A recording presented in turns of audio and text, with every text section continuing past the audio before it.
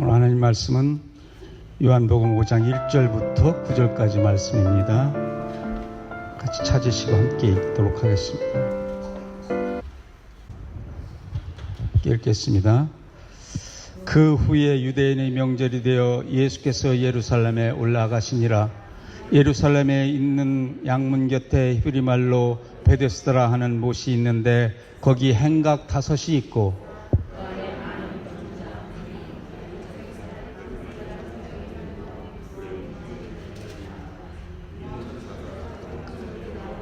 물을 움직이게 한데 움직인 후에 먼저 들어가는 자는 어떤 병에 걸렸든지 낫게 되밀어라. 거기 38해 된 병자가 있더라. 예수께서 그 누운 것을 보시고 병이 벌써 오래된 것을 아시고 이르시되 내가 낫고자 하느냐. 병자가 대답하되 주여 물이 움직일 때 나를 못에 넣어주는 사람이 없어 내가 가는 동안에 다른 사람이 먼저 내려가나이다. 예수께서 이르시되 일어나 내 자리를 들고 걸어가라 하시니 그 사람이 곧 나와서 자리를 들고 걸어가니라. 이날은 안식일이니. 아멘. 내가 낫고자 하느냐 하는 제목으로 함께 은혜 받기를 원합니다. 성경은 들고 다니면서 하나님에 대한 정보를 얻으려는 책이 아니라 들어야 하는 음성입니다. 성경책이라고 이름 붙인 이 하나님의 말씀은 읽고 찾아보고 토론하는 말씀이 아니라 듣고 순종하는 말씀이고 우리를 움직이게 하는 말씀이고 근본적으로 그것은 부름입니다. 하나님은 우리를 부르십니다. 예수님은 바로 여기 계신 하나님이십니다. 믿으십니까? 성경은 기적이요 신비 그 자체입니다. 성경은 창세기 창조로부터 시작해서 요한계시록에 예수님의 제 이름으로 끝나는 위대한 기적의 책입니다. 오늘 본문은 요한복음에 기록된 7가지 이적 가운데 3번째 나타나는 이적입니다. 마태, 마가, 누가복음에는 예수님의 행하신 이적이 많이 기록되어 있지만 요한복음 이 이적을 표적이라고 하여 상징적이고 영적인 의미가 분명한 7가지 이적만 골라서 기록하고 있습니다. 요한복음에 나온 표적들은 나름의 영적인 의미들이 다 있습니다. 첫 번째 표적은 가나의 혼인잔치에서 물을 가지고 포도주로 만드신 그러한 이적입니다. 예수님은 본질을 바꾸시는 분이십니다. 질적인 변화는 오직 예수님에게만 가능한 것이죠. 오늘 본문 다음 4번째 표적은 오병이어의 이적 사건입니다. 여기서 예수님은 양적인 변화를 가져오실 수 있는 분임을 보여줍니다. 예수님은 작은 것을 크게, 적은 것을 많게 하시는 분이십니다. 본문을 한번 살펴보겠습니다. 명절에 예수께서 예루살렘에 올라가셨습니다. 흔히 우리나라 명절만 되면 고향에 내려가느라 한바탕 귀양 전쟁을 치르곤 합니다. 도시에 올라와 있던 사람들이 시골에 내려가는 것이 우리네들의 명절이죠. 그러나 유대 사람들은 그 반대입니다. 시골에 있던 사람들이 모두 서울 예루살렘을 향해서 높이 높은 곳 그곳에 올라와 명절을 지내는 것이 바로 그들의 명절 의식이었습니다. 우리 명절이 고향의 중심이라면은 바로 이스라엘의 명절은 성전 중심이었습니다. 철저히 하나님 중심, 성전 중심으로 저들은 살았습니다. 즉 교회가 저들의 삶의 중심이었습니다. 중요한 일이 있을 때마다 예루살렘 성전에 저들은 함께 모였습니다. 이것이 본문이 말하는 바로 명절입니다. 이날 예수님께서 베데스다 연못가에 가셔서 38년 된 난치병 환자를 고쳐주셨다는 내용입니다. 이 간단한 표적 속에 숨은 영적이고 상징적인 의미는 무엇일까요? 1절 말씀 보시겠습니다. 함께 읽겠습니다. 시작. 그 후에 유대인의 명절이 되어 예수께서 예루살렘에 올라가시니라. 그 후에 4장에 나오는 예수님의 갈릴리 사역, 사마리아 사역 이후에 그런 뜻입니다. 그 이후에 무대는 예루살렘 명절로 옮겨지죠. 수십만이 몰려든 작은 도시 예루살렘은 인산인해 사람이 밟혀서 다닐 수 없을 정도로 서로 인사를 주고받고 축제를 즐기느라 정신이 없습니다. 예수님이 그 제자들도 여러 구경거리와 그 도시의 황홀경에 빠져버렸습니다. 그래서 넋을 잃고 말았죠. 이런 잔치 분위기 속에서도 예수님은 조용히 그곳을 빠져나와 가장 외롭고 불쌍한 사람들, 그런 환자들을 만나고 계십니다. 예수님께서는 축제를 즐기기보다는 사랑을 베풀고자 하셨습니다. 전도서 7장 4절 말씀입니다. 함께 읽겠습니다. 지혜자의 마음은 초상집에 있으되 우매한 자의 마음은 혼인집에 있느니라. 이 말씀처럼 모든 사람들이 즐기는 명절의 그러한 축제 속에서도 주님은 그 축제 속에 마음을 두지 않으시고 음침하고 괴로운 삶에 지쳐 쓰러져 있는 그런 환자들을 찾아가셨습니다. 저의 막내 동서가 작년에 아버지가 돌아가셨는데 외아들인데도 불구하고 한국에 가지 못하고 줌으로 초상을 치르는 그러한 팬데믹 시대의 비극을 겪고 있습니다. 또 제가 아는 자매님, 오늘 이 자리에 나 있는 그 자매님도 아버님이 얼마 전에 돌아가셨는데 가지도 못하고 사흘 밤낮을 울어서 눈이 퉁퉁 부어 볼 수가 없는 가여운 현실을 우리는 살고 있습니다. 또 우리 교회 박정숙 선생님도 자기 동생분이 뇌수술을 해가지고 지금 중환자실에서 한 2달이 넘도록 의식을 못 찾고 있습니다. 갈래 갈 수가 없죠. 그래서 우리는 합심기도가 꼭 필요합니다. 가슴이 아픈 현실을 볼 때 우리가 합심기도할 수밖에 없습니다. 예수님은 언제나 기다리고 계시는 분이 아니라 가슴 아픈 사람들을 찾아가 만나주시는 분이셨습니다. 탕자 비유를 빼고 나면 성경 모든 곳에 언제나 주님은 찾아가시는 분으로 묘사되고 곧 기다리시는 하나님이 아니라 찾아가시는 하나님으로 묘사되어 있습니다. 누굴 찾아가셨습니까? 예수님께서는 쇼핑 따위에는 관심이 없지만은 당시 권력가들을 찾아가 자기 삶의 보장을 받기 위해서 안면을 익힌다든지 또 선교 활동을 잘할 수 있도록 뒷 배경을 요구할 수도 있었을 것입니다. 그러나 예수님은 이런 사람들과 같지 않으셨습니다. 예수님은 명절날 축제 속에서도 그 속에 파묻혀버린 그러한 그 희희낙낙할 수만 없었습니다. 이 축제와는 거리가 먼 곳 절망과 한숨을 끌어안고 신음하는 그러한 그늘진 장소를 잊지 않으시고 저들을 찾아가셨습니다. 다리 저는 사람, 시각장애인, 혈기가 마른 신체 불구자, 가난에 지쳐 야윈 무리들이 있는 그곳, 세상에 버림받은 그곳, 중환자들의 수용소를 찾아가셨습니다. 이 시간 인생의 무거운 짐을 지고 계신 분 계십니까? 인생의 실패, 고난의 아픔을 안고 오신 분 계십니까? 마음의 고통과 상처를 안고 계신 분은 안 계신지요? 몸과 마음, 삶이 아픈 분은 안 계신지요? 오늘 이 시간 우리 주님이 여러분을 만나 주실 줄 믿으십니다. 2절 말씀입니다. 함께 읽겠습니다. 예루살렘에 있는 양문 곁에 히브리 말로 베데스라 하는 못이 있는데 거기 행각 5이 있고, 말씀에 의하면 본문은 예루살렘 양문 곁 베데스다라는 연못가에서 일어난 사건입니다.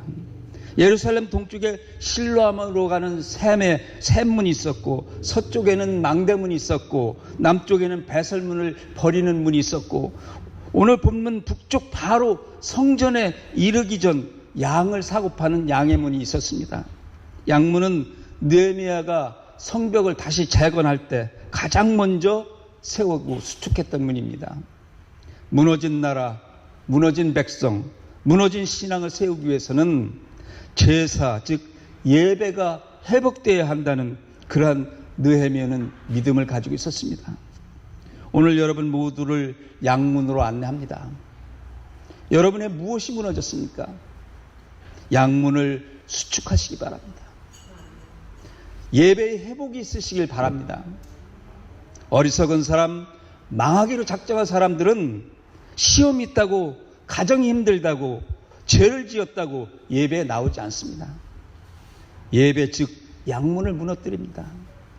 아닙니다. 그럴수록 양문이 세워져야 되고 예배가 성공해야 합니다. 바로 그곳 양문 곁 베데스다 연못이 있었습니다. 여기 베시란 집이란 뜻이고 에스다는 은혜 잡이란 뜻이 있습니다. 그래서 베데스다는 자비의 집, 은혜의 집이란 뜻이죠. 그런데 이 베데스다 연못에 특별한 전설이 있었습니다. 3절로 4절 말씀입니다. 함께 읽겠습니다. 그 안에 많은 병자, 맹인, 다리 저는 사람, 혈기 많은 사람들이 누워 물의 움직임을 기다리니 이는 천사가 가끔 못에 내려와 물을 움직이게 하는데 움직인 후에 먼저 들어가는 자는 어떤 병에 걸렸든지 낫게 됨이러라. 후반부에 가로가 되어 있죠. 이 끝에까지 4절까지 다 가로가 되어 있습니다. 지금 가로가 빠졌습니다만 서로의 성경의 그 괄호 부분은 성경의 원어에 없는 부분들입니다. 말하자면 괄호 안에 말을 추가하지 않으면 본문의 의미를 도저히 잘 전달되지 않을까봐 고대 교부 때부터 삽입해 놓은 부분이다, 이런 뜻입니다. 그래서 이 말은 사실이 아니고 전설이죠. 생각건대 이곳은 온천이었던 모양입니다. 한 번씩 쿨컥쿨컥 온천이 솟구칠 때마다 천사들이 물을 움직이게 한 것이라고 생각했던 모양이죠. 그리고 이곳에 어떤 난치병, 피부병이나 관절염이나 그런 환자가 병을 고친 모양입니다. 이 사건 하나로 생긴 소문이 전설이 되어서 어떤 병에 걸리든지 낫게 된다고 믿어지게 한 모양입니다. 언제나 제대로 가르치고 제대로 배워야 합니다. 이것 보세요. 잘못 전해진 전설을 믿고 은혜의 집에 모여있는 사람들이 누구입니까? 고관 대작들이 아니라 난치병 환자들이 모여있습니다. 이처럼 스스로 고칠 수도 움직일 수도 없는 그런 사람들이 모여 물이 동할 때를 먼저 들어가면 어떤 병이 걸려도 낫는다 말합니다. 이 얼마나 우스꽝스럽고 모순된 현장입니까? 바로 이때 예수님께서 나타나셨습니다. 문제 해결은 은혜의 집에 있는 것이 아니라 예수 그분입니다. 오직 예수에게 있음을 보여주는 아주 통쾌한 결론이죠. 난센스가 또 하나 있죠. 은혜는 무슨 대가나 노력이 없이 받는 것인데 은혜의 집에 와서는 은혜와 반대되는 상반되는 짓을 해야 한다는 것이죠. 물이 동할 때 먼저 들어가야 된다는 것입니다. 생각해 보세요. 물이 동할 때 재빨리 몸을 날려 들어갈 수 있는 사람은 물에 들어갈 필요도 없는 사람입니다.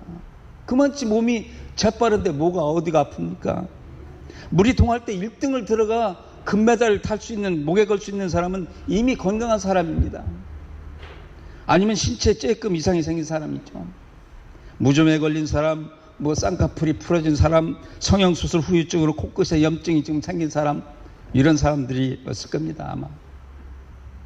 그런데 본문이 언급하고 있는 환자는 세 종류: 시각장애인, 다리 저는 사람, 중풍병자입니다. 시각장애인이 어떻게 물의 움직임을 볼 수 있습니까? 다리 못 쓰는 사람이 주섬주섬 일어나서 간신히 옷 입으면 이미 몇 사람은 물 가운데서 수영하고 있습니다. 중풍병자가 걷기는 틀렸고 뒹굴뒹굴 몸을 뒹굴려서 굴려서 들어간다고 치면 이미 사람들은 수건으로 몸을 다 닦고 나오는 겁니다. 들어갈 방법과 힘이 없는 시각장애인, 다리 저는 사람들, 뇌졸중 환자들이 끊임없이 무슨 생각을 하느냐. 내가 먼저 들어가기만 하면 될 텐데. 진정으로 은혜를 베푸실 예수 그리스도께서 오셨는데도 아무도 예수를 바라보지 않고 오직 물이 동하기만을 기다리고 동하기만 해봐라. 이번엔 내가 들어간다고 눈에 불을 켜고 있습니다. 이 얼마나 은혜의 집에 어울리지 않는 우스꽝스러운 모습입니까? 여기 모여있는 난치병 환자들은 당시 유대인의 정신적 상태를 상징하고 있습니다. 뿐만 아니라 은혜의 집, 교회에 모여있는 오늘의 신앙인의 영적인 상태를 의미하고 있습니다. 바로 나의 얘기요 너의 얘기입니다. 진리를 바로 보지 못하는 시각장애인들, 신령한 세계가 보이지 않는 영안이 열리지 않는 사람들, 영감을 다 잃어버린 사람들, 수많은 사탄의 공격을 받고 살지만 그것을 물리칠 힘이 또 영역을 잃어버린 사람들, 하나님의 자녀된 삶의 능력을 잃어버린 중풍병자들, 사랑과 자비의 혈기가 마른 가련한 손길들, 이 난치병 환자들의 모습이 바로 우리의 모습, 나의 모습일 수 있다는 말입니다. 베데스다로 한번 가보십시다. 물이 움직일 때 1등으로 연못에 들어갈 수 있는 사람은 들어갈 필요가 없는 건강한 사람입니다. 정장 난치병 환자들은 들어갈 힘이 없습니다. 이게 베데스다의 모순이요, 인생의 딜레마입니다. 우리가 구원받기 위해서는 죄가 다 없어야지 되고 말씀에 온전히 순종할 수 있는 의인이어야 합니다. 그러나 우리는 전적으로 타락한, 전적으로 부패한 인간입니다. 하나님께 순종할 힘이 전혀 없습니다. 내가 구원받으려면 누군가 싸워서 이겨야 한답니다. 절망과 좌절과 낙심과 포기와 낭망, 이것이 바로 베데스다요, 우리 인생의 현장입니다.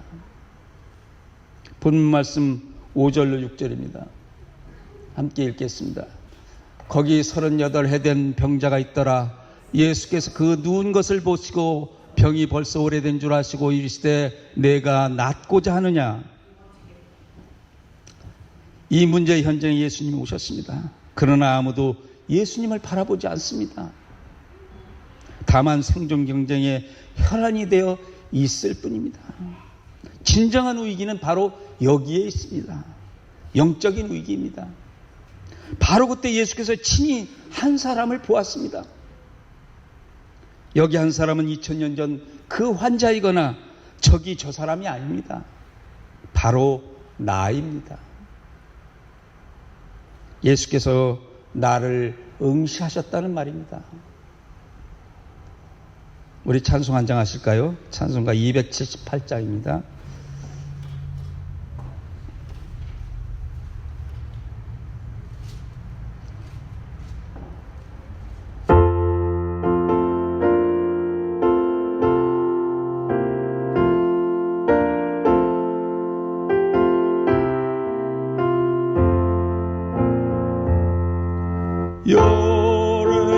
오랫동안 주 떠나 세상 연락을 즐기고 소흉악한 죄에 빠져서 주 은혜를 잊었네. 오 사랑의 내 마음을 건넵니다. 곧 들어와 나와 함께하며 내 생명이 되소서.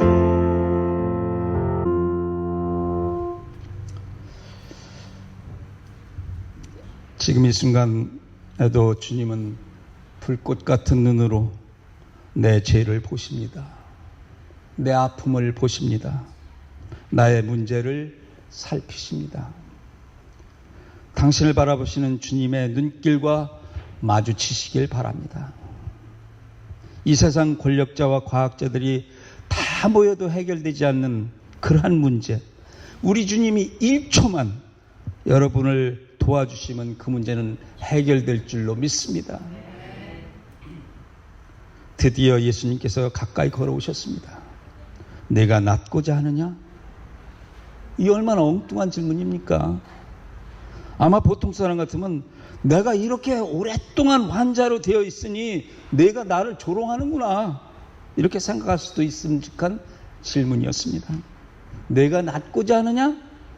이때 내가 나를 놀리느냐? 그랬을 거예요. 그것도 질문이라고 하느냐? 이렇게 할 수도 있죠.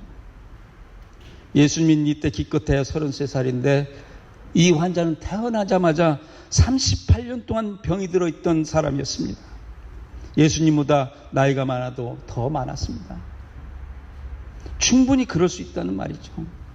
그런데 왜 예수님께서 이러한 질문을 하셨을까요? 내가 낫고자 하느냐, 이 말은 대단한 의미 깊은 질문입니다. 자, 38년 동안 알아누웠던 이 환자를 보십시오. 그 눈에는 희망의 빛이라고는 찾아볼 수 없습니다. 다 아무런 그야말로 동태눈처럼 아무런 초점이 없습니다. 몸은 거동할 힘이 없습니다. 모든 것을 다 포기한 상태입니다. 때문에 내가 낫고자 하느냐, 이 말은 참으로 낫고자 하는 마음으로 가슴이 동해 올라와야지 된다는 것이죠. 건강하게 살고자 하는 소망이 들끓어야 한다는 말입니다. 내가 낫고자 하느냐, 이 말은 이 베데스다의 물이 동해야 낫는 것이 아니고 내 심령의 물이 동해야 낫느니라. 내가 낫고자 하느냐? 진정 거기서 벗어나고자 하는 열망이 있느냐? 죄악 속에 파묻힌 그대여 참으로 거기서 헤어나고자 하는 마음이 있느냐? 오랜 세월 앉아있던 그 자리에서 일어나겠다는 열망이 있느냐? 이 질문입니다. 이 도전입니다. 38년 된 환자에게 내가 낫고자 하느냐, 이런 물음은 그를 일깨우는 소중한 물음입니다. 가슴에 물을 휘젓는 값진 물음이었습니다. 심령에 불을 붙이는 강력한 도전이었습니다. 물이 끓어야 쌀이 익어 밥이 되고, 물이 끓어야 고기가 익어 반찬이 되듯이 심령이 끓어야 기도가 익어 응답이 되고 소원이 익어 축복이 되는 줄 믿으시기 바랍니다. 진정 여러분은 이 시간 하나님을 향하여 가슴이 동하고 있습니까? 예수를 향하여 사랑의 물이 여러분 끓고 있습니까? 주님을 만나고자 하는 열망의 불길이 타오르고 있습니까? 은혜 받기 위해 교회에 나오지만 사실 천당 가는 은혜만 받고 다른 은혜 받고 싶지 않은 사람이 많이 있습니다. 특히 성전 건축할 때, 힘든 선교지에 갈 때 은혜 받을까 봐 겁내는 사람 얼마든지 있죠. 베데스다 물이 아니라 심령의 물이 통하는 곳에 기적이 일어납니다. 역사가 일어납니다. 기도로 내 입이 동하게 하라. 내가 채우리라. 내가 참으로 변화되기를 원하느냐? 내가 참으로 달라지기를 원하느냐? 내가 진정 예수 만나기를 원하느냐? 내가 진정 낫기를 원하느냐?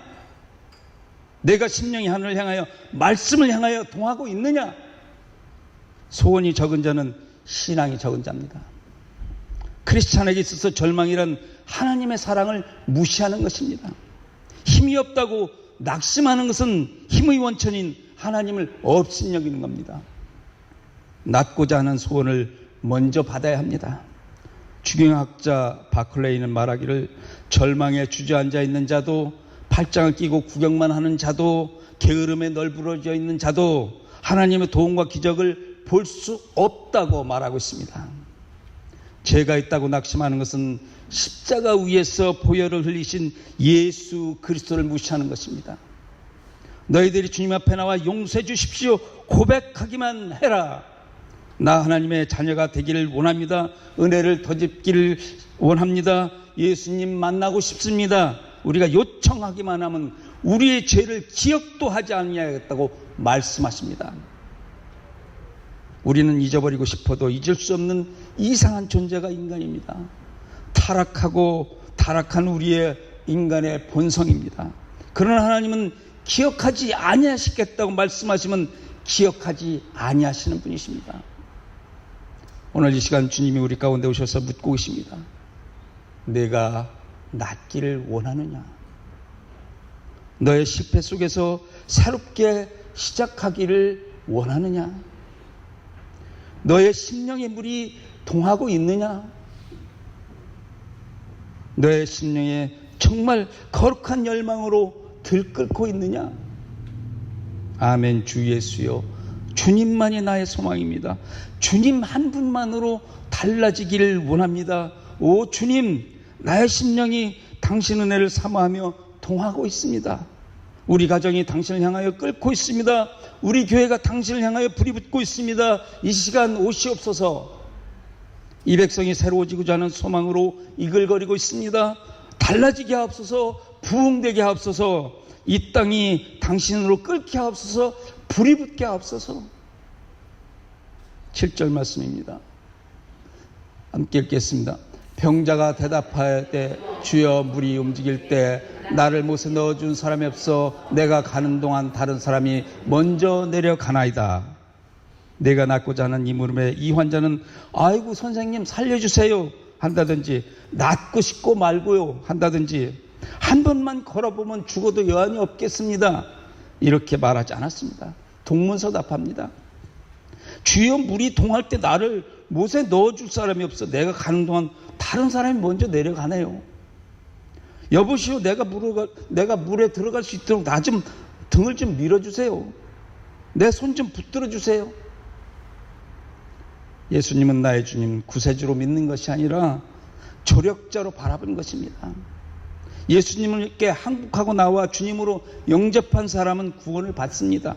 그러나 예수님을 내 인생의 조력자 정도 그렇게 생각하는 사람은 구원받을 길이 없습니다.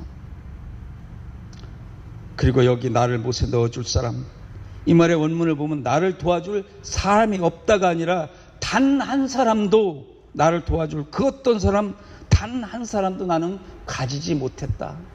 그렇습니다. 세상에서 한 줄기 희망마저 사라졌을 때, 단 한 사람의 소망마저 사라졌을 때, 바로 그 순간 우리 주님께서 찾아오셨습니다.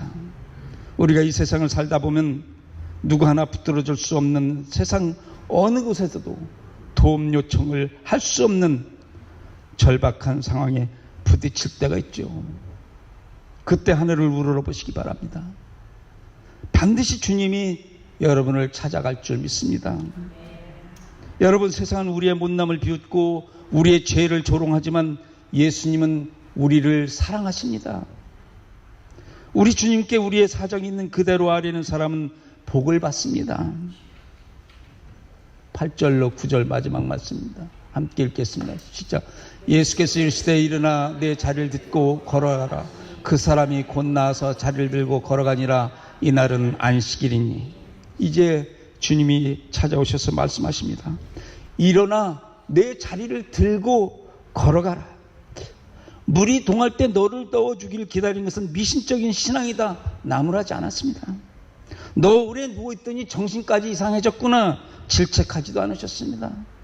너 내가 누군지 아느냐? 의시되지도 않으셨습니다. 너 왜 신앙이 그 모양이냐? 무시하지도 않으셨습니다. 그 모습 그대로 인정하시고 용납하셨습니다. 고쳐주셨습니다. 내 모습 이대로 봐도 없어서 그래 받아주마. 일어나 내 자리를 들고 걸어가라. 오늘 본문의 결론 부분에 의문점이 한두 가지 생기죠. 첫 번째, 왜 그 많은 환자들 가운데 여기 한 사람, 그 사람만 고쳐주셨는가 하는 겁니다. 그리고 둘째, 이 사람을 고치고 일어나 내 자리를 들고 걸어가라 말씀하시므로 예수께서 왜 안식일 논쟁에 휘말려 곤욕을 치르시는가 하는 것이죠. 오늘 본문 이후 예수님은 이 사건을 말미암아 많은 적들을 만나게 됩니다. 여기 자리란 집으로 만든 일종의 깔개로서 가난한 사람들의 침상입니다. 말고 펼 수 있는 작은 방석으로 환자들이나 거지들이 많이 사용하는 일종의 이동용 침구였습니다. 예수님께서 안식일에 병을 고친 것도 문제지만 안식일에 물건을 운반하지 말라는 구약 안식일법을 범했다는 것이죠. 38년 된 이 환자는 예수님의 말씀을 들고 일어났습니다. 자리를 들었습니다. 걸어갔습니다. 이것이 바로 믿음입니다. 여기서 기적은 일어났습니다. 그러나 주변의 환자들 중에는 선생님, 저도 일어나고 싶어요. 고쳐주세요. 매달린 사람이 하나도 없잖아요. 오히려 누워있던 환자들이 안식일인데 도대체 왜 자리를 들고 일어나는 거야? 혹 어떤 환자들은 이 사실을 율법스럽게 고자질을 하죠. 그래서 시비거리로 삼았습니다. 이 꼴이 진짜 중병이란 것이죠. 중병든 것은 유대 종교 전체였던 것이죠. 기독교는 물에 들어가기 위해서 아기다툼하는 싸우는 종교가 아닙니다. 안식일에 가만히 누워있는 종교가 아닙니다. 영적 싸움을 피하거나 눈치나 살피는 그러한 종교가 아닙니다. 마귀와 질병을 대적하는 종교입니다. 병들어 신음하는 곳을 찾아가는 종교입니다. 넘어진 자를 일으키는 종교입니다. 내가 흐트러 놓은 자리를 들고 걸어가는 종교입니다. 사람을 병들게 하고 죽이는 율법을 벗어나 생명의 성령의 법으로 자유를 누리는 종교입니다. 일어나 내 자리를 들고 걸어가라. 기도하겠습니다. 어제나 오늘이나 영원토록 우리를 사랑하신 아버지 하나님 은혜와 사랑을 감사합니다. 오늘 2000년 전 그 베데스다 연못가에 38년 된 병자를 일으켜 세우며 내가 낫고자 하느냐 일어나 걸어가라고 하는 주 예수님 이 자리에 우리 앞에 오셨사오니 우리에게 말씀하옵소서. 우리를 응시하시옵소서. 우리를 변화되게 하시옵소서. 하나님 우리 속에 있는 냉랭한 가슴을 뜨겁게 하시옵고 변화되게 하시옵고 마음의 문을 열게 하시옵고 주님만이 나의 전부가 되는 우리의 삶으로 나아가게 인도하여 주시옵소서. 이제는 우리 구주 예수 그리스도의 은혜와 하나님 아버지의 그 극진하신 사랑과 성령님의 감화 감동 교통하심이 오늘 결단하는 사랑하는 하나님의 성남 성녀 머리 위에 이제로부터 영원토록 함께하옵기를 간절히 축원하옵나이다. 아멘.